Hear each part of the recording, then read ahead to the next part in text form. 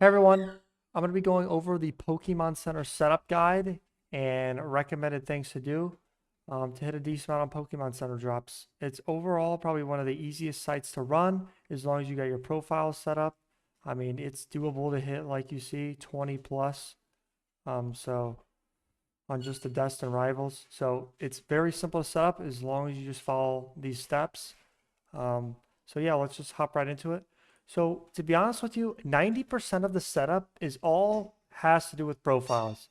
You'll know if you've ran this before, you're just going to cook payment declines after payment decline after payment decline. You're lucky to get one checkout if your profiles are flagged. So I'm going to be going over the latest like jigs that are working and work very well for me. These change pretty frequently. Like our guide is kind of outdated a little bit in the server for the jigs. So I'm going to be going over the current ones in here.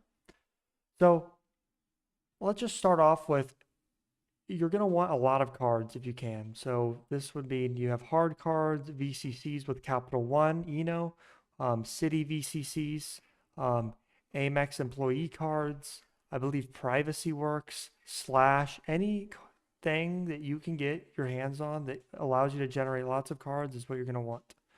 So I can't really replicate it in here, but I'm going to kind of show you how you would go about doing it. You're going to want to use something to generate profiles, whether it's AYCD, ChatGPT, something along that manner to generate you a bunch of profiles. I mean, you could have 5 profiles for one card if you really want to hope one goes through. It's not the card getting declined, it's the address getting flagged to checkout. So let's keep that in mind. So we're just going to start with this. Um, Let me revert this back to my normal address here. So say this is our normal address here and profile information. This is our base stuff right here. So right here, this is what we got. So let's duplicate this and make a new one. We just change the name. Always good to have everything match. All you would do is change up the address a little bit.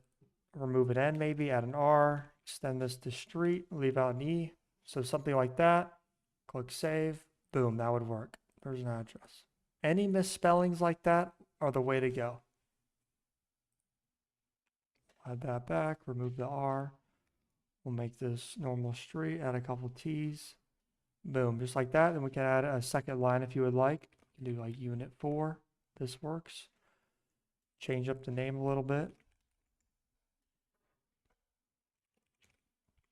So just like that, as well as you're going to want to make sure your emails are all different. You can use a catch-all, so keep that in mind.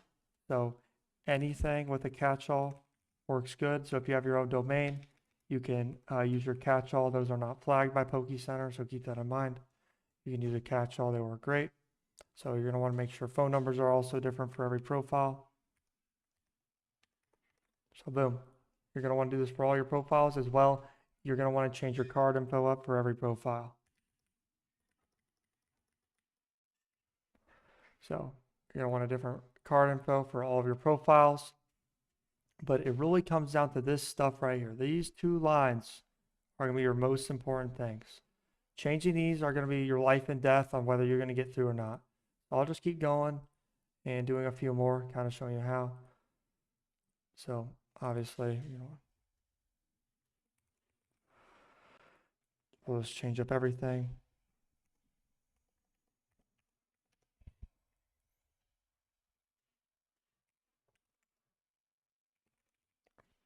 So this is our one right here. We'll just do street. Boom, just like that. You can even add another D to it. And we can do like house 5. Anything like that. So anything like this works, just misspelling. That's all you would do. I'm just going through here just to kind of show you guys how it would work.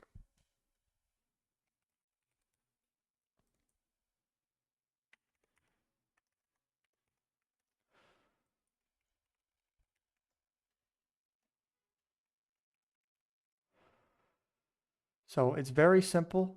but people are struggling. I do not recommend at this point in time to put letters in front of your address. It seemed to flag last drop and cause only decline, so I would opt out of doing that. If it works for you, then do it, but I recommend you just do misspellings. They seem to work very, very, very well last drop, so this is what I would personally do.